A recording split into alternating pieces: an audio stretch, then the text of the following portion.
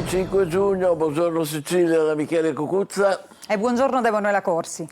I nostri argomenti, incidenti sul lavoro, purtroppo in aumento nella nostra regione, poi parleremo dei progetti per Catania con l'assessora Lombardo e sempre in Sicilia il dilagare del gioco d'azzardo digitale con Pozzallo, maglia nera. Intanto le ultime notizie: la polizia ha arrestato 3 giovani di Lentini per detenzione e trasporto di 13 kg di droga. Gli agenti della mobile di Catania e del commissariato di Lentini avevano avuto informazioni su un uomo della zona che stava rientrando a Catania da Barcellona, in Spagna, in auto con un carico di cocaina.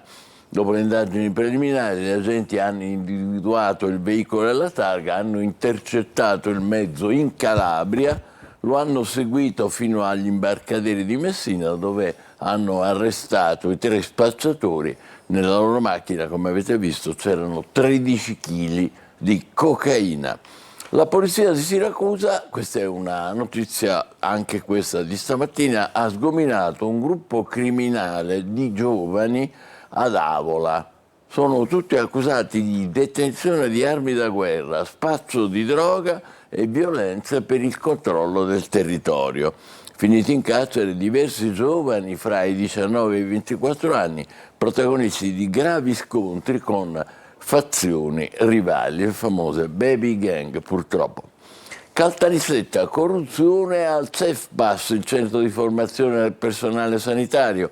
12 gli indagati nell'inchiesta della Procura, per 3 chiesti l'arresto, fra loro il deputato regionale Gallo Afflitto. Vediamo.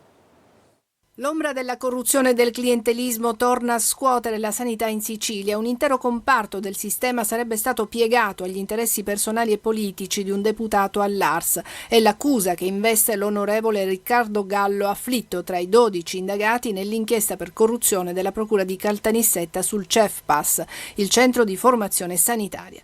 Il coordinatore provinciale di Forza Italia ad Agrigento avrebbe manovrato appalti e incarichi per interessi personali. Per lui, per il direttore del CEFPAS Roberto Sanfilippo e per l'esperto giuridico Gioacchino Pontillo, i PM chiedono l'arresto. Secondo l'accusa, Pontillo faceva da longa manus del politico per controllare l'approvazione degli atti del CEFPAS, un sistema che gestiva nomine all'ASP di Agrigento e scambiava favori come il distacco della moglie dello stesso deputato.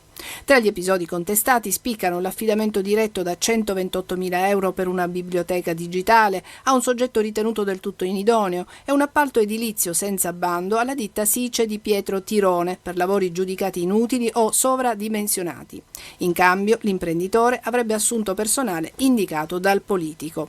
Sono stati chiesti gli arresti domiciliari per il direttore generale dell'ASP di Agrigento Giuseppe Capodieci, per Maria Luisa Zoda, funzionaria del CEFPAS, per il medico in quiescenza Salvatore Enrico Giambelluca, per il rappresentante la Sice Pietro Tirone e per il funzionario regionale in pensione Vincenzo Raitano. Il terremoto giudiziario ha portato all'azzeramento del CEFPAS. La Regione ha nominato commissario straordinario Gianluigi Amico. Vediamo adesso come i quotidiani questa mattina riportano la notizia con Emanuela Corsi. Sì, vediamo su Repubblica Palermo, Michele. Allora il titolo è corruzione al CEFPAS, i PM chiedono l'arresto per Gallo e Sanfilippo, tra il deputato e il manager, patto per gestire appalti e assunzioni. Altri 6 rischiano i domiciliari, indagato anche il fratello del cardinale Reina. Li vediamo i 2 volti di questa inchiesta: Riccardo Gallo Afflitto, deputato di Forza Italia all'Ars, eletto nel collegio di Agrigento, e poi Roberto Sanfilippo, presidente del CEFPAS, confermato nel 2023, una riconferma che sarebbe stata spinta proprio da Gallo Afflitto, perché vediamo appunto in queste intercettazioni il big forzista si vantava: Schifani mi disse fai come vuoi, hai carta bianca. Nelle intercettazioni le manovre per gli incarichi ad amici e parenti, il dirigente dell'ente lo chiamava Gesù perché era intervenuto per farlo restare in sella. Ricordiamo che Repubblica Palermo è stata la prima che ha tirato fuori questo scandalo. Infatti parlava di parentopoli a Caltanissetta. Questo è un articolo del 9 maggio. Il grande assumificio aveva titolato del CEFPAS 75 assunzioni in soli 10 giorni. Appunto il 9 maggio Repubblica ha scritto il primo di una serie di articoli sulla parentopoli al CEFPAS, tra i nomi anche quello della moglie di Gallo e del fratello appunto del cardinale Reina. Questa è un'inchiesta proprio di Repubblica che oggi ha dei risvolti giudiziari. E poi andiamo a vedere anche la Sicilia. Parentopoli al CEFPAS, i PM chiedono l'arresto del deputato regionale Gallo, patto corruttivo su nomine e appalti, anche l'ex manager rischia il carcere. Poi nelle carte comincia la caccia al libro mastro di San Filippo che fa tremare le poltrone dei politici siciliani. Dicevamo, in questa inchiesta ci finisce anche il fratello del cardinale Reina, e qui vediamo appunto un articolo, gli incarichi per avere i voti. Vediamo ancora un ultimo quotidiano, perché tutti oggi parlano di questo scandalo. Ente regionale CEFPAS, 12 indagati tra clientelismo e parentopoli. Siamo sulla Gazzetta del Sud. La procura di Caltanissetta alza il velo sulla gestione, chieste 8 misure cautelari, sotto inchiesta anche il parlamentare, come dicevamo, dell'Ars di Forza Italia, Riccardo Gallo Afflitto, considerato il dominus politico, qualcuno lo chiamava anche Gesù, come abbiamo letto. Grazie Emanuela. Da un'inchiesta a un processo, pesanti richieste di condanna per gli imputati della strage di Altavilla Milice. La procura di Termini Imerese ha ricostruito in aula il drammatico esorcismo, scusate, ricorderete, al culmine del quale è stata sterminata l'intera famiglia Barreca. Sul banco degli imputati il padre della famiglia, Giuseppe Barreca, e i 2 santoni dell'esorcismo. Vediamo. 30 anni per Giovanni Barreca e l'ergastolo per i 2 santoni, Sabrina Fina e Massimo Carandente. Sono le richieste avanzate dalla Procura di Termini Imerese nei confronti dei 3 imputati della strage di Altavilla, avvenuta in una villetta del centro palermitano nel febbraio del 2024.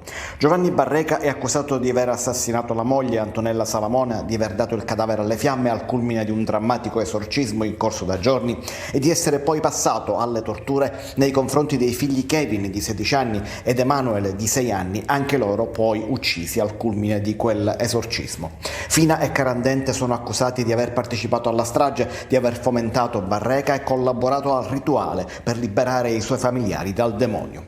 Per la procura Barreca sarebbe semi-infermo di mente, da qui la differenza di pena rispetto alle richieste dei coimputati. L'uomo, fanatico religioso, secondo l'accusa, avrebbe sterminato la famiglia lasciando in vita soltanto la figlia oggi maggiorenne Miriam. Lo avrebbe fatto in preda a crisi mistiche che lo avrebbero convinto della presenza del demonio nelle vittime e nell'abitazione. Ancora oggi sostiene di aver salvato quelle persone. La figlia di Barreca, Miriam, all'epoca dei fatti minorenne, è già stata condannata a 12 anni e 8 mesi in primo grado per concorso nella strage, ma quella sentenza è stata ribaltata in appello. La ragazza è stata assolta in quanto anche lei incapace di intendere e di volere. Ora toccherà agli avvocati difensori esporre le loro teorie nell'udienza del prossimo 10 giugno. Emanuela, vediamo un po' cosa dicono i quotidiani. Sì, vediamo sulla Gazzetta del Sud, strage di Altavilla, l'accusa chiede 2 ergastoli e 30 anni nei confronti di Giovanni Barreca, perché gli è stata riconosciuta dalla Procura di Termini Imerese la semi-infermità mentale. Il carcere a vita è stato sollecitato invece per i 2 complici, Sabrina Fina e Massimo Carandente, questa coppia diabolica che avrebbe convinto appunto Barreca a fare questi riti per scacciare il demonio. Andiamo a vedere anche su Repubblica Palermo, atrocità ad Altavilla per Barreca, chiesti 30 anni di carcere, pena ridotta per infermità mentale all'uomo accusato della moglie, della morte violenta della moglie e dei figli, ergastolo invece per la coppia dei complici. Qui vediamo le foto di tutti e 3 i protagonisti di questo racconto dell'orrore. Massimo Carandente, per lui il PM di Termini Manfredi Lanza ha chiesto il carcere a vita, stessa cosa per Sabrina Fina, l'altra la donna della coppia diabolica, e poi vediamo Giovanni Barreca, il marito e padre delle vittime. Grazie. A Taormina i 2 giovani fermati sono accusati di tentato omicidio per aver provato a investire con l'auto dei rivali in uscita da una discoteca la notte fra il 1° e il 2 giugno. Ricorderete, il sindaco De Luca, dopo questo evento drammatico, ha scritto alla Meloni per il problema sicurezza. Vediamo. Ci sono 2 fermati per la rissa scoppiata la notte tra l'1 e il 2 giugno a Taormina all'esterno della discoteca Ipanema. Si tratta di 2 giovani messinesi di 24 e 25 anni che sono stati identificati dagli agenti della squadra mobile di Messina e del commissariato di Taormina dopo la visione dei video diffusi sui social network e delle tante telecamere di videosorveglianza presenti nella zona. Per entrambi la procura di Messina ha disposto lo stato di fermo con l'accusa di tentato omicidio aggravato ai danni di altri giovani. Gli inquirenti hanno analizzato i video nei quali si vedeva una station wagon scura effettuare manovre repentine per poi dirigersi ad alta velocità verso alcuni pedoni. Dalle indagini, rese difficili dalla reticenza di tanti presenti sul luogo al momento della rissa, sarebbe emerso come la lite sarebbe scoppiata all'esterno della discoteca per futili motivi tra un gruppo di giovani residenti in provincia di Catania ed alcuni messinesi. Sul fermo dei 2 giovani adesso dovrà decidere il GIP del Tribunale di Messina e sulla vicenda il sindaco di Taormina Cateno De Luca non vuole che l'episodio venga sottovalutato alle porte di una stagione turistica che vedrà tante serate di movida ancora, così ha chiesto un intervento immediato al governo sul fronte della sicurezza, scrivendo alla Presidente del Consiglio Giorgia Meloni e al Ministro dell'Interno Matteo Piantedosi e sollecitando misure urgenti per contrastare gli episodi di violenza nelle aree della movida. De Luca ha chiesto la convocazione di un tavolo con il governo coinvolgendo anche l'Associazione Nazionale dei Comuni per individuare nuovi strumenti di prevenzione e controllo con un sistema interforze che possa rappresentare un deterrente per risse e malamovida. Tra le proposte sul tavolo anche l'estensione degli obblighi di vigilanza e sicurezza ai gestori dei locali nelle aree immediatamente esterne alle attività, luoghi dove spesso si verificano le situazioni più critiche. A te Emanuela, vediamo poi i quotidiani. Andiamo sulla Sicilia e leggiamo notte folle a Taormina, 2 fermi, locale segnalato, stop alla licenza. Sono accusati questi 2 giovani di 24 e 25 anni di tentato omicidio. Secondo la procura avrebbero partecipato a una spedizione violenta culminata nel ferimento di 2 ragazzi. Andiamo a vedere sulla Gazzetta del Sud l'auto folle sui giovani a Taormina, 2 arresti per tentato omicidio. Si tratta di un 24enne che era alla guida della vettura e di un 25enne, entrambi messinesi. La procura, c'è stata una diffusa reticenza, chi ha foto o video utili contatti gli investigatori. E poi vediamo intanto i provvedimenti del sindaco Cateno De Luca, che tra l'altro è stato uno dei primi a pubblicare questo video shock sui suoi social. De Luca chiude la discoteca con un'ordinanza siglata dal dirigente comunale Gerardo Vincenzo Barbagallo. Il sindaco di Taormina ha disposto l'immediata cessazione dell'attività di intrattenimento musicale e danzante presso l'esercizio pubblico Lido Ipanema Beach Club, sito a Taormina, appunto dove è avvenuto questo fatto. Il presupposto amministrativo è sostanzialmente dovuto al fatto che con il subentro dei nuovi proprietari, secondo il comune di Taormina, sarebbe stato necessario rinnovare anche la precedente licenza concessa dalla questura nel 2022, cosa che invece non è stata fatta.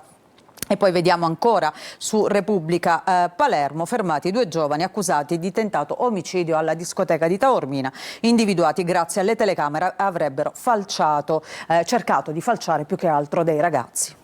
Grazie, e adesso alleggeriamo un po'. A Palermo e a Bagheria si prepara la festa siciliana dopo il matrimonio a Londra di Dua Lipa e Callum Turner. Strade chiuse, bocche cucite per evitare l'intervento dei paparazzi, super ospiti in arrivo, da Elton John a Robbie Williams, da Adele a Katy Perry e Kylie Minogue. Sì, se ne parla parecchio. Allora intanto vediamo la Sicilia, appunto l'evento dell'anno anche per la nostra terra. Palermo blindata per Dua Lipa, che intanto vediamo a passeggio per Palermo assieme al futuro sposo Callum Turner. Controlli e misure di sicurezza per la vacanza siciliana della cantante, appunto del neomarito Callum Turner. E poi qui vediamo questo super yacht da, pensa Michele, 90 metri. che a quanto pare sarebbe stato affittato proprio dalla coppia, è lungo 90 metri e battente bandiera delle Isole Marshall. Proprio ieri c'era questa curiosità di chi sarà mai questo yacht che appunto era attraccato, ormeggiato lì nel porto di Palermo, e poi alla fine pare che sia proprio di Dua Lipa. Non si stanno facendo mancare assolutamente nulla per questo mega evento, e allora andiamo a vedere anche su Repubblica Palermo: energia alta, ora lo show, Dua Lipa si prende la città, assedio di TV a Villa Igea. La giornata della pop star è iniziata con cappuccino e uova, il direttore del Grand Hotel per noi è la Coppa del Mondo, quindi c'è grande fermento. È arrivata anche la cantante XCX, Charlie XCX, che io non conosco onestamente, ma sarà famosissima per essere certo, a questo evento. Oggi la festa invece a Palazzo Gangi. C'è anche il sindaco di Palermo, La Galla, che è contento, la sposina lascerà un regalo che riguarda la cultura. E poi invece nell'altra pagina, ecco, vediamo il rovescio della medaglia, perché la piazza è blindata, ira dei commercianti, per noi nessun affare. Si montano le luminarie, un drappo nero oscurerà Vicolo Sant'Anna, Villa Valguarnera, foto della facciata vietata. Quindi per il commercio non saranno dei giorni floridi, qualcuno sperava insomma che l'indotto ne tresse beneficio. Continuiamo con il resto dei giornali. Allora vabbè, vediamo la prima pagina di Repubblica Palermo, ovviamente notizie in primo piano, in prima pagina: paparazzi, star e disagi, la Palermo di Dua Lipa, ma vediamo naturalmente l'apertura dedicata a questo scandalo CEFPAS, 8 indagati, nuova bufera sul centrodestra. Anche qui vediamo Altavilla, il PM chiede 30 anni per Barreca. E poi invece nel taglio basso 2 notizie che non abbiamo ancora visto. Intanto purtroppo l'ennesima morte sul lavoro, Trapani, un meccanico muore in officina sotto un camion, tragico episodio accaduto ieri. E poi Mondello, pochi operai al lavoro, criteri rigidi per le assunzioni. Vediamo anche la prima pagina della Sicilia, CEFPAS, riflettori sulla Parentopoli, PM chiedono l'arresto di Gallo. E poi invece lo scenario politico, scandali, ballottaggi e fughe, il governo Schifani alla bivio con l'opposizione che attacca ancora una volta il governatore per questo ennesimo scandalo legato appunto al CEFPAS. E poi vediamo ancora Dua Lipa Palermo, scrive la Sicilia, città blindata per la festa di nozze della cantante. È una notizia che approfondiremo meglio tra poco. Stragi, Berlusconi e Dell'Utri, archiviati, lo sfogo della figlia Marina. E poi nel taglio basso Taormina, 2 fermi per la notte folle che abbiamo già visto, ma purtroppo non solo a Taormina accadono queste cose, perché a Marzamemi c'è stata una rissa con feriti qualche giorno fa. Il sindaco duro, alcol a minori, chiudo i locali. Questo è il provvedimento del primo cittadino. Restiamo sulla Sicilia per parlare di una storia che viene raccontata a proposito di una bimba contesa. Una storia che arriva da Siracusa: collocatari indagati, scatta il divieto di avvicinamento, accusati di maltrattamenti, la piccola affidata ai servizi sociali. Ieri tensione e rabbia. E poi la procura durissima a tutela della minore plagiata per rifiutare la madre biologica, quindi una bambina contesa tra la vera madre e questa famiglia affidataria. Andiamo a vedere la Sicilia, Palermo e provincia, cercasi cabina disperatamente, l'attesa del popolo di Mondello, la mail di Italo-Belga, lavori iniziati in ritardo ma apriremo. Questo è il titolo in primo piano. Vediamo invece su Catania, in alto Librino, 64 case a rischio per la scadenza del PNRR, su NIA dateci certezze. Qui vediamo dei palazzi con i lavori in corso. E poi aeroporto, rivoluzione viabilità, corsie riservate, controlli H24 della polizia locale per ottimizzare i flussi. Vediamo velocemente il titolo di apertura della Gazzetta del Sud, la notte brava di Taormina, 2 arresti. E poi Giornale di Sicilia invece, la Parentopoli del CEFPAS. Grazie, noi andiamo a dare un'occhiata al traffico di Catania in diretta con le nostre telecamere. Cominciamo con il Tondo Eugenio. Come vedete il traffico è piuttosto scarso in direzione verso via Etnea, al contrario è un po' più intenso, ma insomma regolarissimo. Questa è via Vincenzo Giuffrida, come vedete molto traffico, molte macchine che entrano a Catania, poche che vanno verso l'uscita. La giornata è molto bella, mi pare che lo confermino queste immagini, c'è una lieve foschia come sempre quando una ripresa è così lontana. Questa è ancora la circonvallazione, molte macchine ma si scorre regolarmente. Andiamo a vedere l'Etna, eccolo qua, vedete che bella bellezza, la neve ormai dissolta, ci sono le nubi attorno al cratere centrale, il cielo è limpido, maestoso il vulcano, anche visto da Taormina, splendida come sempre, come vedete nel suo golfo, ci sono nuvolaglie sparse sopra, ma direi che la giornata si preannuncia molto bella, fortunati i turisti che sono numerosi in Sicilia. Breve pausa, tra poco la rassegna stampa con Emanuela Corsi sui quotidiani nazionali. Buongiorno Sicilia, state con noi.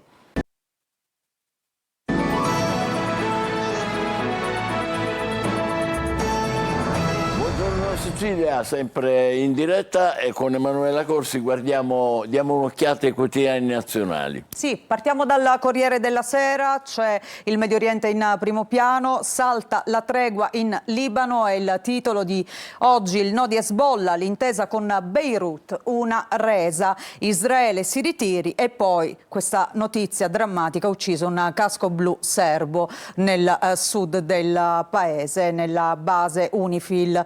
E poi invece per quanto riguarda l'altra guerra, quella in Ucraina, Putin pronti a una soluzione e Zelensky che gli scrive: vediamoci, io e te finiamo la guerra. Questa è la notizia forse più importante, questo incontro chiesto proprio da Zelensky.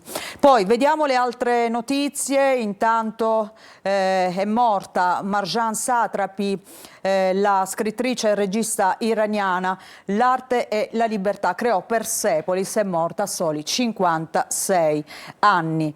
Vediamo ancora nel taglio alto l'inchiesta su questi extracomunitari costretti a paghe misere, botte, abusi e paghe misere, le vite da incubo dei migranti, una notizia che segue purtroppo quella drammatica del rogo di Amendolara, dove hanno perso la vita 4 braccianti agricoli ai quali è stato dato fuoco in un'auto.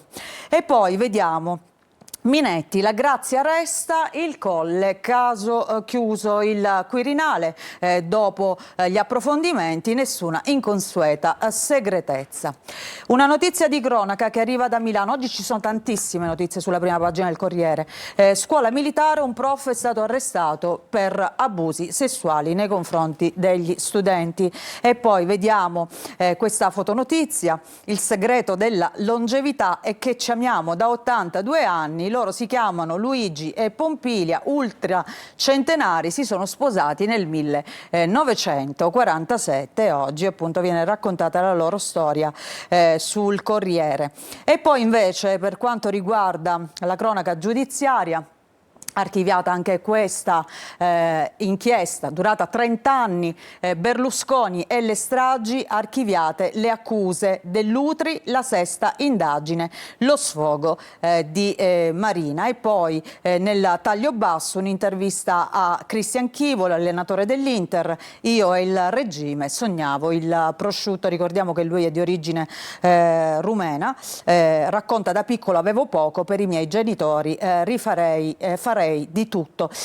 Giocatori, scusami. E poi a proposito di calciatori, siamo a pochi giorni ormai alla vigilia del mondiale che partirà ufficialmente l'11 di giugno, un mondiale senza l'Italia anche questa volta, il mondiale e il nostro declino, l'esclusione simbolo di una crisi che va oltre il calcio. Queste tutte le principali notizie, andiamo a vedere Repubblica.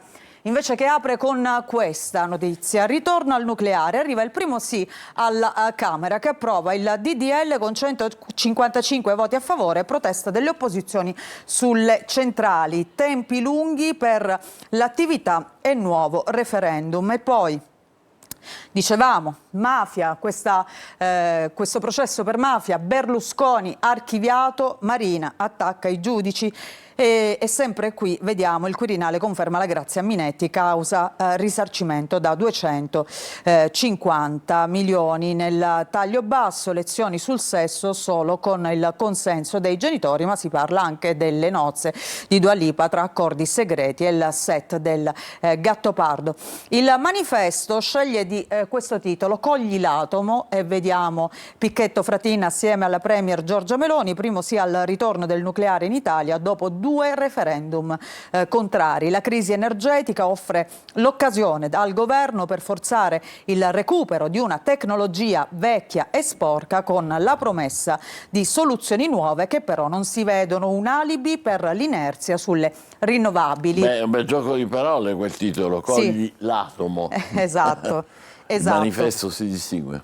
E poi vediamo Zelensky a Putin, appunto, incontriamoci, la lettera aperta del presidente ucraino, fissiamo una data e finiamo questa guerra.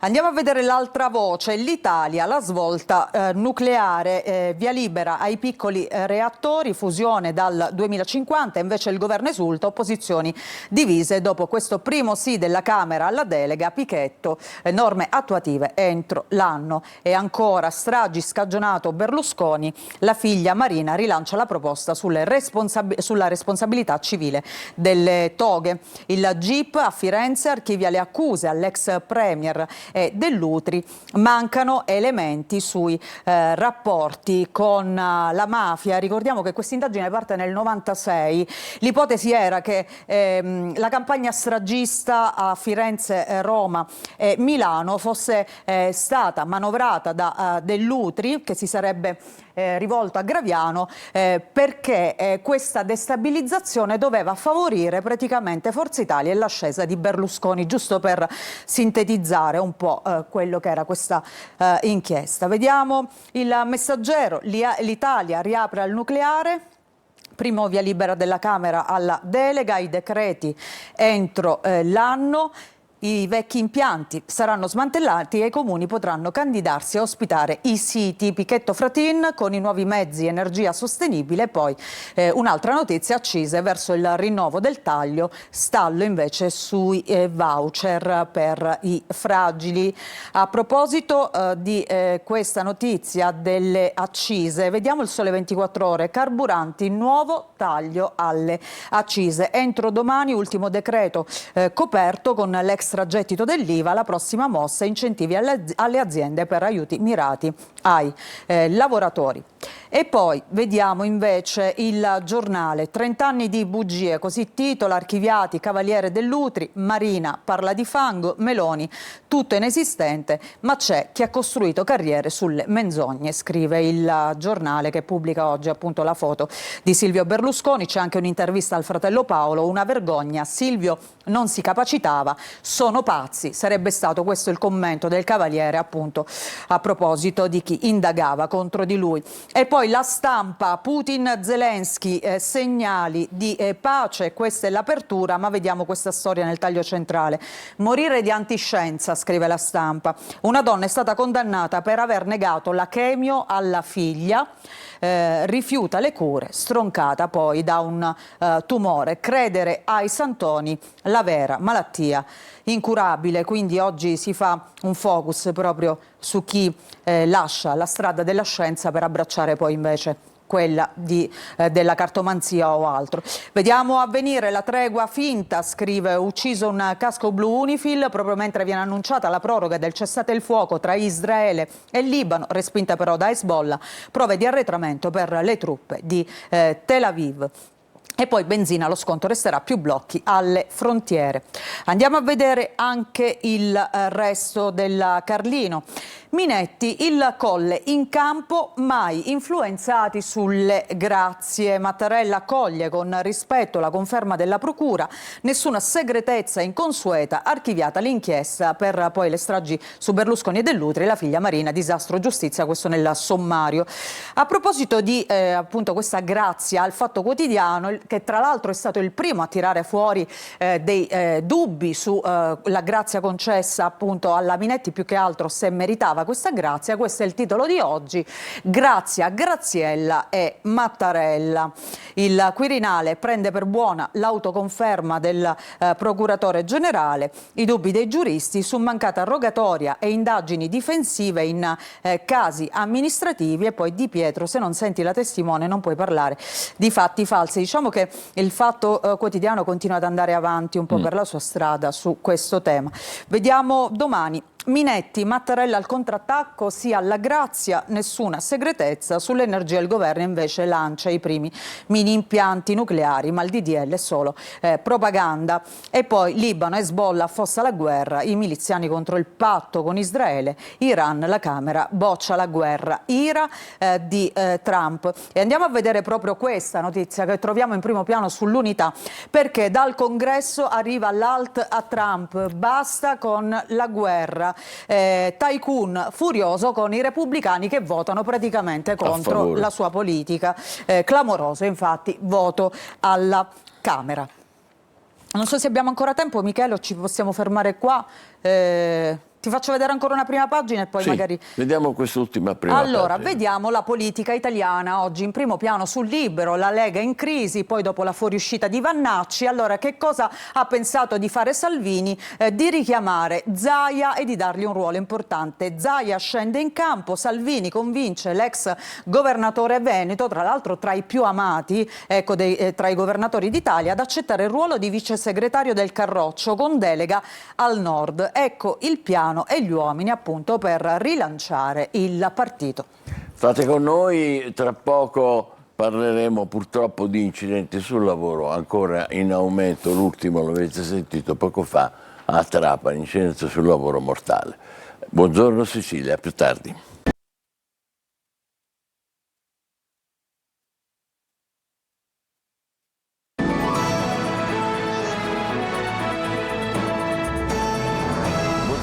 La nostra prima ospite è Viviana Lombardo, assessora alle pari opportunità del Comune di Catania. Buongiorno e benvenuta. Buongiorno a tutti. Con l'assessora parliamo di percorso di democrazia partecipata. Che cos'è? Allora, è un modo per far sì che i nostri concittadini possano partecipare alle scelte di iniziative che riguardano appunto un interesse comune. È data la possibilità appunto di partecipare mediante una legge regionale, che è la legge 5 del 2014, che sostanzialmente ha destinato una percentuale, il 2% dei proventi che derivano dall'incasso dell'IRPEF, dell'imposta IRPEF, proprio a questi progetti che riguardano appunto il nostro territorio. Ecco, le proposte che settori coprono? Allora, gli ambiti sono svariati, chiaramente tutti molto interessanti e molto importanti. Gli ambiti tematici sono l'ambiente, la rigenerazione urbana, l'innovazione tecnologica, le attività culturali, turismo, sport, manutenzione urbana, lavori pubblici, mobilità, politiche giovanili e anche politiche educative. Beh, ci sono veramente tantissimi argomenti che riguardano poi la città di Catania e naturalmente i cittadini che hanno modo di esprimersi. Ecco, ma chi può partecipare?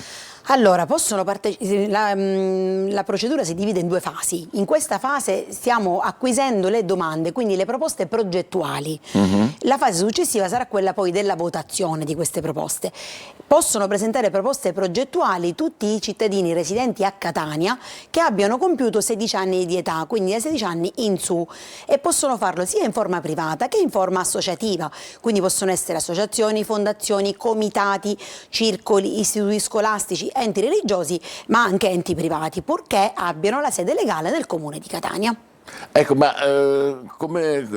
cosa bisogna digitare? Io, se non sono un ente, come faccio? Beh, allora questo lo preciso perché io sono anche l'assessore all'innovazione tecnologica e alla digitalizzazione, quindi il suo campo. nel mio campo. E fino allo scorso anno le domande, quindi le proposte si potevano presentare solamente in forma cartacea. Da quest'anno abbiamo invece una piattaforma che permette quindi di presentare le domande mediante SPID e carta d'identità elettronica. Quindi sia il privato, che tutti, diciamo ormai quasi tutti abbiamo lo SPID e appunto anche le forme associative, ecco, devono essere munite di SPID o carta d'identità elettronica, chiaramente del legale rappresentante, e potranno presentare le domande entro il 14 luglio alle ore 12 mediante l'accesso al sito del Comune di Catania o all'app del Comune di Catania, collegandosi al link che rimanda a questa piattaforma appositamente predisposta. La piattaforma, dovevamo ricordare, partecipa, com'è? Partecipa.comune.catania.it. Ho detto bene? Corretto, corretto direttore, assolutamente corretto. Comunque il nostro sito è molto intuitivo, basta semplicemente collegarsi al sito del Comune di Catania, cliccare banalmente dove c'è la lente di ingrandimento, scrivere democrazia partecipata, ti rimanda direttamente alla piattaforma, quindi è molto molto semplice. Bello questo. E c'è tempo, ho detto fino al 14 luglio alle ore 12. Per presentare le proposte progettuali, dopodiché si apriranno le fasi successive. Nei successivi 30 giorni, quindi fino al mese di agosto, si valuteranno le proposte e verranno chiaramente acquisite quelle che sono complete e corredate dalla documentazione che è prevista dal bando. Poi, conclusa la fase di valutazione delle proposte, quindi quando si capirà quali sono quelle ammesse e quelle non ammesse, ci saranno ulteriori 60 giorni per votare, e anche lì potranno votare solamente i cittadini catanesi che hanno superato i 16 anni di età, che hanno compiuto i 16 anni. Quindi saranno gli stessi cittadini a valutarle? Assolutamente sì, proprio per questo si chiama democrazia partecipata, perché sono i cittadini che decidono qual è il progetto meritevole di essere poi realizzato nel nostro territorio. Quindi sarà fatta anche una graduatoria, che sarà resa pubblica, immagino, no? Tutto assolutamente ad evidenza pubblica, come è stato anche negli altri anni. Il budget per quest'anno è di circa 200.000 euro, in base al tipo di proposte che perverranno. Poi si deciderà se dare spazio ad una sola proposta, se il budget non è sufficiente. Se invece il budget è sufficiente, si potranno anche ammettere 2 o 3 proposte.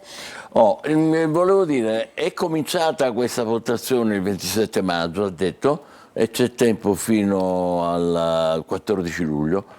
Non è che ci può fare qualche anticipazione su cosa stanno proponendo i catanesi, i concittadini catanesi? Guardi, io le dico che c'è un grande fermento, è uno strumento che viene utilizzato, ripeto, ormai da qualche anno, e noto che c'è grande partecipazione giovanile, e questo chiaramente ci riempie di orgoglio. Bello questo. Molto bello. I progetti che hanno vinto lo scorso anno, il progetto che ha vinto lo scorso anno e anche quello che ha vinto nel 2024 riguardavano rigenerazione urbana, quindi creazione, diciamo, di aree in zone periferiche, in particolare Sannullo.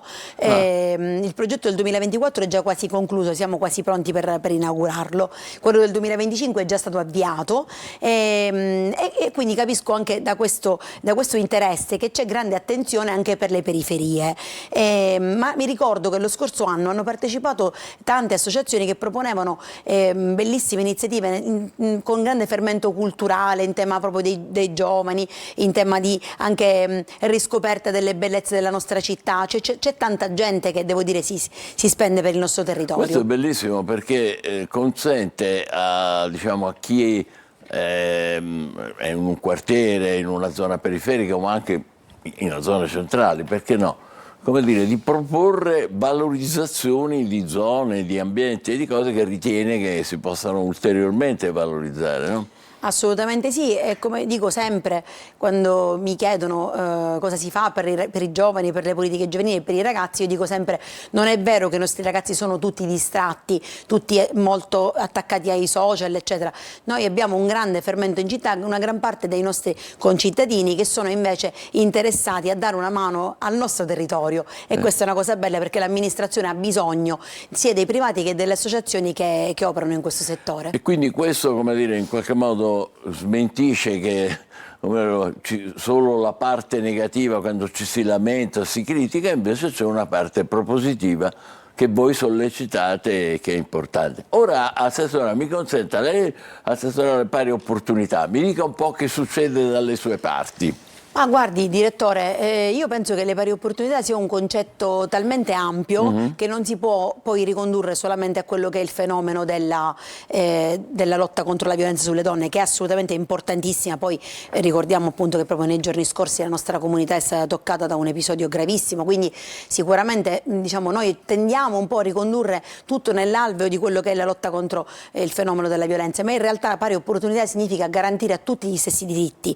Quindi noi quando parliamo di pari opportunità parliamo appunto dell'aiuto nei confronti delle categorie più fragili, parliamo delle periferie, parliamo di coloro che purtroppo sono un po' diciamo dimenticati talvolta, anche se devo dire che c'è grande fermento, non è solo merito del Comune di Catania, ma è merito anche dei dirigenti scolastici, è merito delle associazioni, è merito del volontariato, e quando noi parliamo di pari opportunità ci rivolgiamo proprio a coloro che ci aiutano, che ci danno una mano nella lotta contro la dispersione scolastica, nella lotta contro le devianze minorili. Pari opportunità significa garantire tutti gli stessi diritti, e quindi anche a coloro il diritto allo studio, a coloro che non ne hanno avuto finora diritto, il diritto ad avere degli spazi di aggregazione, dei momenti di incontro, dei momenti ludici. Questo per noi significa pari opportunità. Mi hai fatto una domanda un po' senza volerla tormentare, ma per quanto riguarda la questione donna e la violenza sulle donne, a che punto siamo? Che voi avete sicuramente, come dire, dei riscontri molto maggiori, no, rispetto agli altri. Sì, il fenomeno purtroppo è un fenomeno che diciamo, è altalenante. Ci sono stati anni in cui è stato in calo, ora è leggermente in crescita nuovamente. Quello su cui noi stiamo lavorando molto è sulla sensibilizzazione delle coscienze dei ragazzi, dei giovani. Pitagora diceva: educa i giovani e non sarai costretto a punire gli adulti. Noi dobbiamo intervenire sui ragazzi, perché è proprio, occorre proprio un cambiamento culturale che provenga proprio dalle nuove generazioni. Non possiamo pensare di intervenire solamente su coloro che hanno già una propria maturità, una propria forma mentis già composta, concreta e definitiva. E come lo fate? Quindi proprio Come con i si può ragazzi, fare? con un lavoro incredibile che stiamo facendo con le scuole, Ecco. all'interno delle scuole, un lavoro capillare, e non solo il 25 novembre o l'8 marzo, con un lavoro che si fa tutto l'anno. Per questo dicevo prima, ringrazio moltissimo anche i dirigenti scolastici e tutto il corpo docenti e anche i genitori, perché i genitori accompagnano sia uomini che donne, anche i papà, non solo le mamme, accompagnano i ragazzi durante questi percorsi che noi facciamo. Stiamo lavorando su questo. Torniamo alle progetti e idee per Catania. Abbiamo tempo fino al 14 luglio per partecipare, ci si iscrive si digita nella piattaforma del comune, no? Come si partecipa appunto comune, appunto, lei diceva basta mettersi sul sito del Comune di Catania, sulla lente di ingrandimento, scrivere democrazia partecipata e spunta immediatamente il collegamento al link che riporta alla piattaforma. E le proposte, le segnalazioni, le idee possono essere di individui oppure anche naturalmente di associazioni, gruppi, no? Anche in forma associativa, sì, assolutamente. Perfetto. Sì. Grazie a Viviana Lombardo, che è assessore alle pari opportunità del Comune di Catania. È davvero una bella possibilità che abbiamo tutti, invece di lamentarci sempre, come facciamo moltissimo, delle volte ci sono opportunità significative per proporre noi i cambiamenti che vogliamo nella nostra città. Grazie e buon lavoro. Grazie, direttore. Complimenti, breve pausa e adesso poi ci saranno gli altri argomenti. Dovremmo parlare di incidenti sul lavoro, ma parleremo anche del gioco di azzardo, che purtroppo l'azzardo è in crescita, soprattutto quello digitale, quello che si fa online. State con noi, buongiorno Sicilia. Bentrovati a questo nuovo appuntamento con Trebi Meteo. Ancora della variabilità su parte della nostra penisola questo venerdì, sulle regioni di nord-est, nelle zone interne del centro, sul medio versante adriatico, poiché in transito una perturbazione ma in graduale allontanamento. Sul resto del nostro territorio ampi spazi di cielo sereno, così ad esempio sulla Sicilia. Qui la pressione atmosferica è alta e permette condizioni di bel tempo, stabilità, cieli sereni o poco nuvolosi, una ventilazione per lo più debole, salvo locali rinforzi sul canale di Sicilia. Le temperature diurne giorni in diverse località sono prossime ai 29-30 gradi, localmente riusciremo anche a superarli. Uno sguardo alla giornata di sabato, ma poco cambierà poiché il contesto resterà anticiclonico a garanzia di contesto stabile, asciuttosi ed ampi spazi di cielo sereno. Una ventilazione per lo più debole o assente, poche le variazioni termiche, un clima caldo di piena estate. Dettagli ed approfondimenti maggiori come di consueto vi attendono sulla nostra app Trebi Meteo. Buongiorno Sicilia, avevamo annunciato il tema che ora affronteremo, è quello degli incidenti sul lavoro. L'ultimo ne parlavamo poco fa con la nostra collega Emanuele Corsi, la morte a Trapani di un meccanico di 53 anni che si chiamava Salvatore Consolatevi, che è rimasto schiacciato da un camion mentre lavorava nella sua officina. E proprio per questo noi ci colleghiamo con Trapani, dove c'è il segretario della UIL, Tommaso Maccadino. Buongiorno e benvenuto. Buongiorno direttore, buongiorno a tutti coloro che ci seguono. Ci spiace, come dire, aprire la nostra conversazione ricordando quest'ultimo dramma che ha riguardato proprio la sua città, è così, no? Sì, assolutamente, ha riguardato la provincia di Trapani. La prima cosa che mi viene da dire, come abbiamo fatto ieri con un comunicato stampa, è quello di inviare le condoglianze e la vicinanza alla famiglia di questo lavoratore, che era un lavoratore autonomo, ma sempre un lavoratore era, che aveva investito come dire, in questa attività. Quando si esce da casa per andare a lavorare e alla sera non vi si ritorna, c'è qualche problema che va risolto. Come UIL nel 2021 abbiamo messo su, grazie al nostro segretario generale che è Paolo Bombardieri, la campagna Zero morti sul lavoro, perché è nostra convinzione che per raggiungere zero morti sul lavoro occorre che tutti, dai lavoratori alle imprese, alle istituzioni, mettano su tutta una serie di condizioni affinché questo non succede. Però i dati impetuosi del rapporto INAIL proprio che è uscito ieri ci danno uno spaccato che ancora siamo lontani da questo risultato. Segretario, Basti quindi pensare... i morti sul lavoro purtroppo sono in aumento, c'è la conferma anche recentissima, stava dicendo, vero? Sì, assolutamente sì. Siamo passati da 22 morti dell'aprile del 2025 a circa 29 morti dello stesso mese di quest'anno, quindi gennaio aprile 2025, gennaio aprile 2026 siamo passati da 22 a 29 morti, e per quanto ci riguarda qui a Trapani siamo giunti dallo 0 dello scorso anno a 3 già di questo inizio, di questo primo quadrimestre del 2026.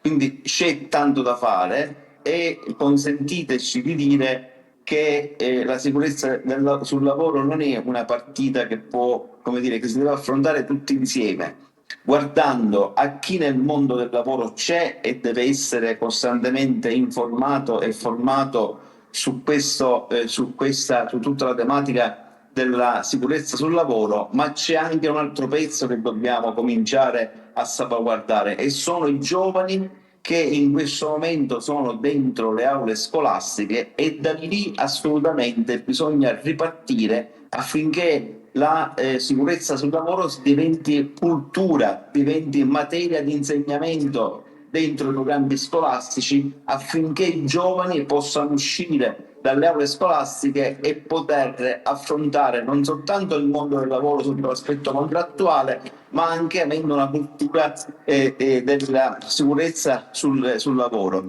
Occorre comunque... mi scusi, l'ho interrotta perché c'è da affiancare a questa purtroppo terribile sequenza di morti che vede Palermo in testa, poi seguita da Catania e poi anche a Trapani in aumento, ma ci sono anche, da non dimenticare, tantissimi infortuni non mortali, ma sempre gravi e gravissimi, sempre sul lavoro, è così? Sì, assolutamente. Se andiamo a guardare proprio i dati che sono usciti dall'INAIL, siamo passati sempre facendo il raffronto tra il primo quadrimestre del 2025 e quello del 2026, siamo passati in totale da 8.473 infortuni a 9.383. E se vado a guardare i dati di Trapani, quelli fra virgolette che mi interessano perché opero sulla provincia di Trapani, abbiamo una differenza fra 616 del 2025 e 649 del 2026. Significa che già in provincia di Trapani abbiamo un incremento di 33 infortuni e quindi circa complessivamente circa 800-900 su base regionale. Mamma Quindi mia. questo, come dice lei, ci deve fare riflettere ancora di più su quello che dobbiamo E fare. voi come Will avete lanciato una campagna nazionale Zero morti sul lavoro. In che cosa consiste e come si sta sviluppando? Ma la sviluppiamo già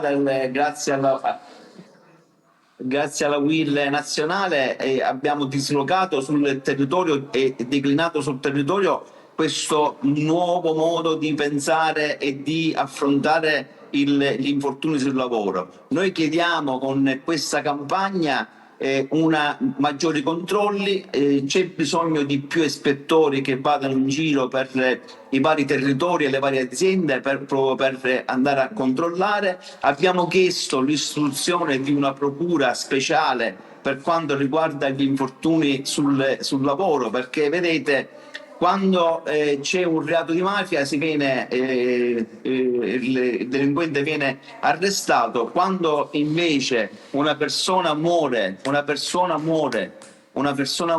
per un incidente sul lavoro, il datore di lavoro puntualmente non viene incriminato. Se pensate che ci sono stati infortuni dove praticamente la causa è stata perché il datore di lavoro ha manomesso per esempio un macchinario per poter continuare a lavorare più veloce ed essere più produttivo, però c'è stata la morte della lavoratrice. Allora questo non può più accadere. Ecco perché noi ogni giorno siamo impegnati a dire con le iniziative nelle scuole, abbiamo fatto tante iniziative nelle scuole fra i giovani e siamo ogni giorno impegnati a ribadire che l'obiettivo zero morte sul lavoro deve essere l'obiettivo di tutti, delle istituzioni che purtroppo non hanno fatto molto e neanche troppo e devono assolutamente fare di più. Noi per ribadire e sensibilizzare ancora di più tutti e soprattutto le istituzioni, per esempio 2 anni fa abbiamo fatto il giro delle piazze di tutta Italia portando simbolicamente delle bare nelle piazze e in quelle bare, vedete, abbiamo messo in una parte le croci e in un'altra parte non abbiamo messo le croci. Perché? Perché simbolicamente abbiamo rappresentato che in quelle bare ci sono morti, ci sono persone di diversa religione, di diversa estrazione economica, di diversa estrazione societaria. Quindi significa che il tema del lavoro e il tema della sicurezza sui luoghi di lavoro è un tema che riguarda assolutamente tutti. Noi continueremo sicuramente ad andare avanti su questa questione, che è una questione non di poco conto, Certo. anche perché mi dica, prego. mi interrompa quando vuole. No, volevo semplicemente chiederle, lei ha elencato quali sono i provvedimenti che dovrebbero essere messi in campo, gli ispettori, maggiore vigilanza, strumenti giudiziari, detto prima, ma occorre anche vigilare sul tipo di contratti di lavoro, perché tante volte si scopre poi che sono forse i contratti meno limpidi, meno lineari a poi essere poi seguiti magari da incidenti sul lavoro anche gravi. È così? Assolutamente sì. Pensiamo al sistema dei subappalti, perché quando un appalto si spacchetta in tanti subappalti, è chiaro che l'imprenditore che guarda al profitto, al suo profitto e non guarda alla sicurezza e al contratto di lavoro, è chiaro che chi paga alla fine della filiera dell'ultimo subappalto sono i lavoratori, con contratti che non vengono rispettati e chiaramente con la sicurezza che non viene rispettata. Altro tema sono i contratti cosiddetti pirata che noi li definiamo anche discriminatori. Faccio un esempio: se un lavoratore al quale viene applicato un contratto pirata con la qualifica X e un altro lavoratore al quale viene applicato il contratto, quello firmato dalle organizzazioni comparativamente più rappresentative, e quindi CGIL, CISL e UIL, sapete quant'è la differenza media?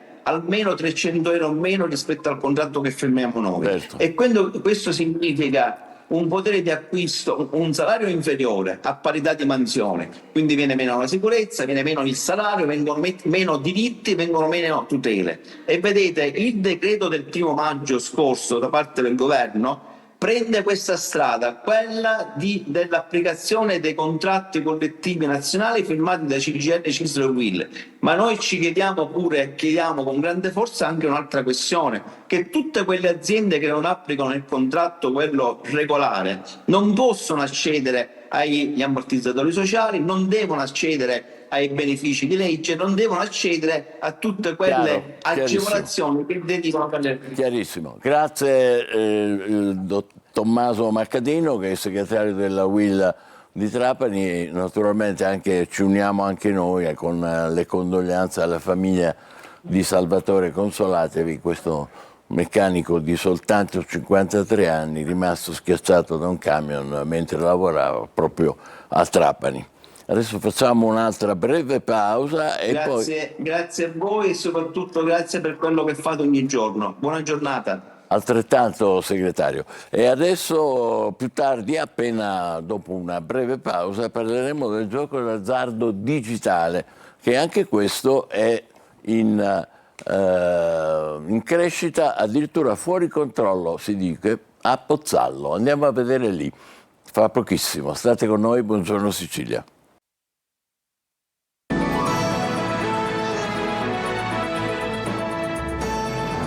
Buongiorno Sicilia, la piaga del gioco d'azzardo online che è in crescita un po' dappertutto, anche nella nostra regione, ma c'è un caso particolare che è quello di Pozzallo, dove la gente, pensate, si arriva a spendere in un'età tra i 18 e i 74 anni, quindi l'età media delle persone, la spesa individuale è arrivata a quasi 6.000 euro all'anno per giochi d'azzardo, che uno naturalmente non vince niente, ma li butta via questi soldi. 5.671 euro.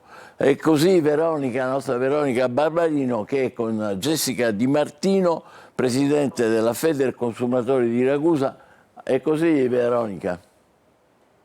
Sì, buongiorno Michele, sì, siamo insieme all'avvocato Jessica Di Martino, che è la consulente legale di Federconsumatori Territoriale, quindi parliamo di Ragusa. Ci sono numeri spaventosi secondo l'ultimo dossier Libro Nero dell'Azzardo 2023, che vede intanto come dato italiano dei numeri mai raggiunti, 165 miliardi di euro spesi per il gioco d'azzardo. Cioè, numeri proponibili. Se poi ci spostiamo a livello territoriale, quindi guardiamo un po' più da vicino le città, Pozzallo primeggia. Come hai detto tu, ci sono quasi 6.000 euro anno pro capite a persona giocati. Avvocato, parliamo un po' di questi numeri. Sì, è un dato, innanzitutto buongiorno a tutti, è un dato preoccupante, soprattutto perché appunto ci troviamo in un piccolissimo comune, più di 10.000 abitanti, e la spesa pro capite è assolutamente allucinante, e questo ci dà lo spaccato di quello che è purtroppo la realtà che viviamo, e ricollegata appunto al gioco d'azzardo legalizzato, perché ricordiamo sempre che questi sono dati che sono stati analizzati da parte di Federconsumatori nel report cosiddetto Libro Nero del gioco d'azzardo, e ci dà lo spaccato di quello che purtroppo è la nella società. Si tratta di dati preoccupanti che a nostro avviso e sulla base dell'inchiesta che è stata fatta non sono unicamente riconducibili ad un problema di ludopatia,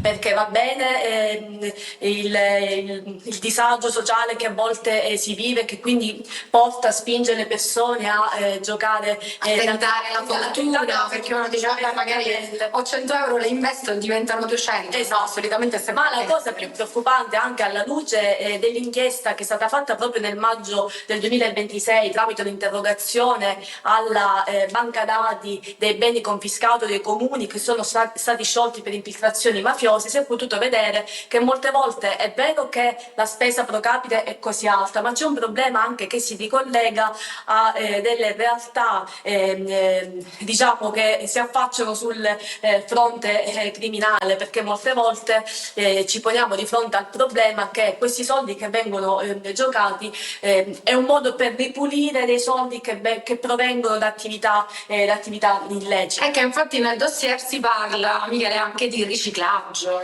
Esattamente, sì, perché molte volte il gioco d'azzardo, soprattutto la nostra attenzione è stata focalizzata sul gioco d'azzardo online, molte volte viene utilizzato come se fosse quasi una sorta di lavatrice di soldi sporchi, poiché il gioco d'azzardo online fondamentalmente viene strutturato in questa maniera. Ecco. È sufficiente aprire un conto online con il proprio codice fiscale e la propria residenza e viene ricaricato questo conto. Non c'è una tracciabilità di quello che sono i soldi che vengono versati sul conto online. Quindi molte volte vengono investiti, tra virgolette investiti, proventi da attività delittuose, in maniera tale poi che la vincita, che per determinate tipologie di gioco si aggira intorno all'84-97%, la vincita poi viene considerata una somma assolutamente lecita che può essere tranquillamente canalizzata sui conti correnti. Ah, ok, Quindi questo è il senso del gioco d'azzardo visto molte volte come una lavatrice di soldi sporchi, perché poi la vincita altro non è che una somma assolutamente legale. Però ricordiamo che ci sono anche delle normative per bloccare un po' questo sistema, che evidentemente però non hanno sortito il problema. Sì, ovviamente a livello nazionale e a livello legislativo è stato introdotto, se non mi ricordo male, nel 2024 il decreto legge 41 che ha cercato di disciplinare quello che è il gioco a distanza e il gioco online. Da ultimo, proprio a maggio 2026, è entrata in vigore una normativa che pone un limite a quello che è la ricarica dei conti online. Faccio una piccola premessa per dire che i conti online vengono ricaricati tramite i punti di vendita di ricarica. E quando è? Allora, il massimo con l'entrata in vigore appunto di questa stretta è di 100 euro a settimana, che comunque è una cifra alta. Certo, È una cifra 400 euro al mese, super giù. giustificato poi per quello che sono le settimane dell'anno, ma al di là del fatto che comunque si è cercato di porre un limite, non è stato sufficiente, perché sì c'è il limite, ma molte volte è facilmente raggirabile perché è sufficiente aprire un conto online a nome di un'altra persona. Certo, quindi si usano più persone per raggiungere un numero più elevato di quote da poter investire, appunto ripulire. Esatto. Ma anche sappiamo che non è solo Pozzallo in provincia di Ragusa, c'è anche Agate all'interno di questo dossier. Sì, la nostra attenzione appunto focalizzata sui comuni della provincia di Ragusa ci ha fatto notare che Pozzallo ha, come dicevamo poc'anzi, una spesa per il gioco d'azzardo che si aggira intorno ai 6.000 euro, che è quasi più del doppio rispetto alla media nazionale e rispetto anche alla media del capoluogo di provincia che è Ragusa. Ma il dato anch'esso preoccupante è quello che riguarda il comune di Agate, che a livello nazionale si pone al 53esimo posto. Quindi stiamo parlando di centri che comunque hanno una percentuale di gioco d'azzardo molto elevato, e stiamo sempre parlando di gioco d'azzardo legalizzato, poiché l'inchiesta ha riguardato i giochi d'azzardo presso i punti fisici, ma presso i centri online, quindi il gioco d'azzardo online.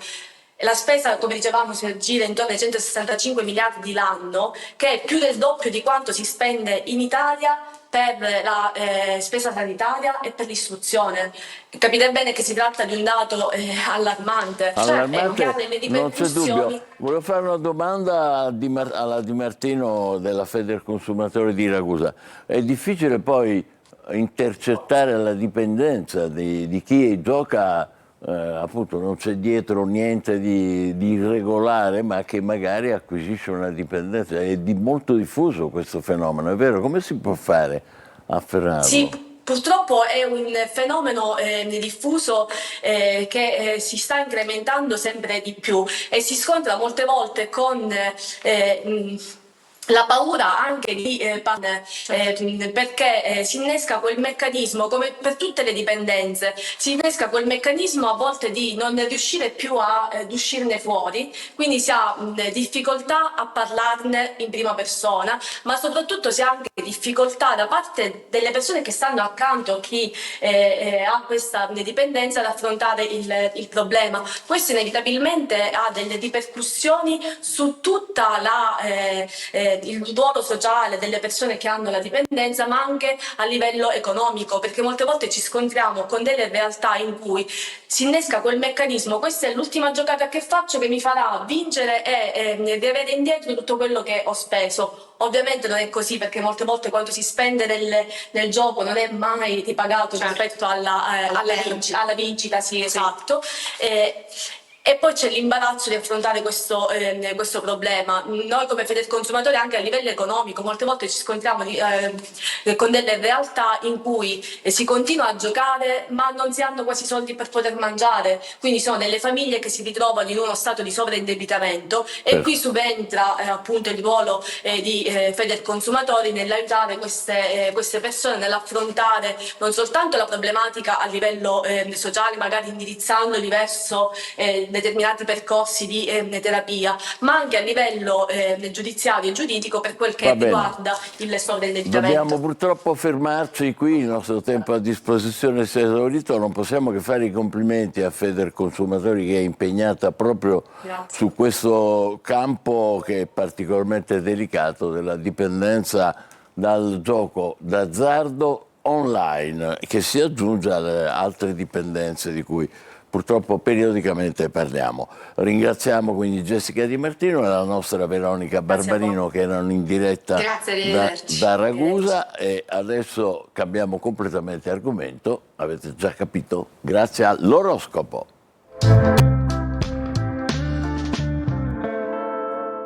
È il momento quindi di Marco Amato. A te, dove sei? Ciao, eccoti qua. Buongiorno Michele, ben ritrovato. Buongiorno. Oggi vi parlo di un cielo stellato molto particolare, perché la Luna si abbraccia a Plutone, per cui i misteri del pianeta delle tenebre che esplodono in Acquario con una visibilità molto molto prorompente. Che cosa significa in parole povere? Che le verità che a volte giacciono dentro le coscienze oggi esplodono senza filtri, quindi si salvi chi può. Ebbene, cosa succede oggi nello zodiaco e questo fine settimana soprattutto cosa comporterà? Ve lo racconto segno per segno. Ariete, per voi oggi è una giornata dischiusa perché vedrete eviscerare tutto quello che comportano i problemi del vostro interiore con Nettuno e del vostro lavoro. La vostra carriera forse sta compromettendo il vostro establishment sentimentale ed esistenziale, per cui dovrete ritarare tutto in una maniera adeguata. Toro, per voi è un pochino urticante questa configurazione, perché con Marte nel segno e con una Luna di quadratura molto probabilmente non sarete sempre disponibili ad accogliere tutte le verità che a volte vorreste fossero un po' più sottaciute. Gemelli, ottimo per voi, perché le trasformazioni che questa Luna e questo Plutone comporteranno cacciano via tutti i dubbi e le incertezze che potete avere rispetto a delle scelte nuove che avete fatto, quindi più coraggiosi che mai, andrete dritti per la vostra strada. Cancro, per voi c'è una stimolazione più che altro interiore, un po' più psichica, un po' più onirica, una luna, la vostra regina, il vostro timone, che affonda le radici in uno scavo introspettivo che vi piacerà comunque attraversare. Leone, oggi non potete proprio non considerare queste realtà, e la luna, soprattutto dopodomani, vi porterà una consapevolezza in più, per cui sarà una domenica fortemente importante per voi e per la vostra coscienza pratica. Vergine, questo è un segno zodiacale che gode di questa luna in una maniera molto creativa. Tutto il weekend sarete impegnati in una fase di ristrutturazione della vostra vita, coscienti pure del fatto che per cambiare un po' bisogna perdere qualcosa.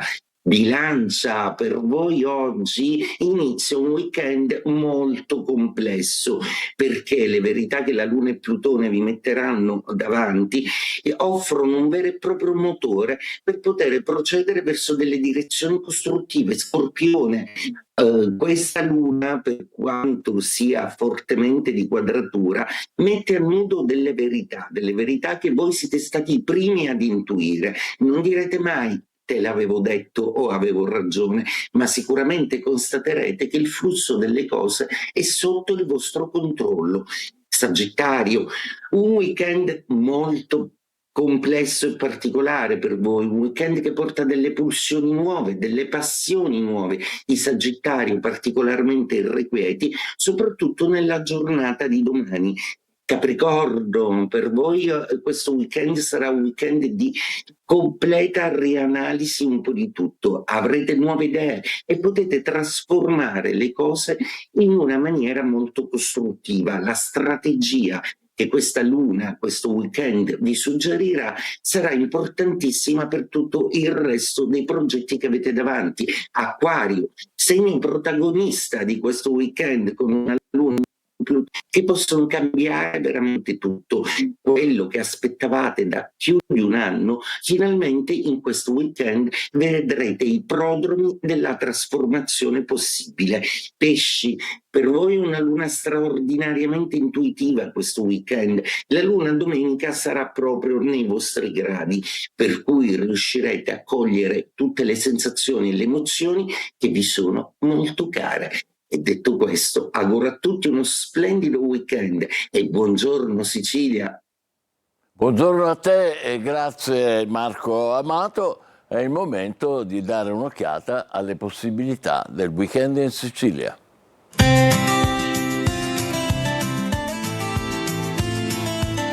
Weekend in Sicilia, tutto il meglio degli eventi, da non perdere.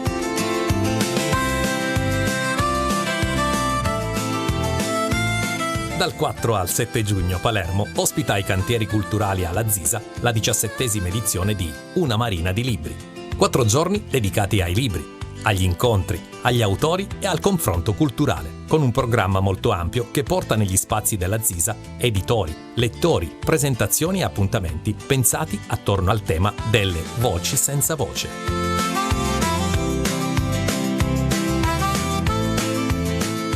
Dal 5 al 7 giugno Ustica accoglie il festival gratuito iHeart in piazza Capitano Vito Logno. In programma 3 giorni di musica e spettacolo sull'isola, con nomi come Alessio Bondi, Roy Paci e Di Martino, per un appuntamento che unisce concerti, territorio e partecipazione. Fino al 7 giugno, il Parco Archeologico di Selinunte ospita Non Sono Cosa, festival della fotografia sociale promosso dall'associazione Senza Nome. Un percorso tra arte, incontri e riflessioni, ambientato in uno dei luoghi più suggestivi della Sicilia occidentale.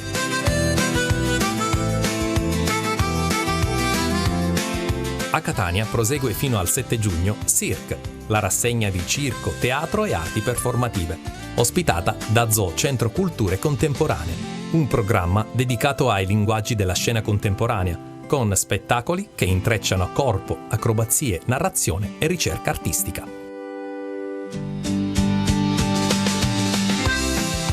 Il 6 giugno al Teatro Pirandello di Agrigento arriva Claudio Cassisa Con Inconcludente, lo spettacolo porta in scena un racconto autobiografico e generazionale, costruito attorno all'idea di iniziare tante cose con entusiasmo e non riuscire sempre a portarle fino in fondo. Dal 5 giugno al 5 luglio prende il via tra Ragusa e provincia il festival dedicato a Gesualdo Bufalino, a 30 anni dalla scomparsa dello scrittore. Un programma di incontri e appuntamenti culturali che riporta al centro la sua eredità letteraria e il rapporto tra memoria, linguaggi e territorio. E anche per questo fine settimana è tutto, vi auguriamo un buon weekend.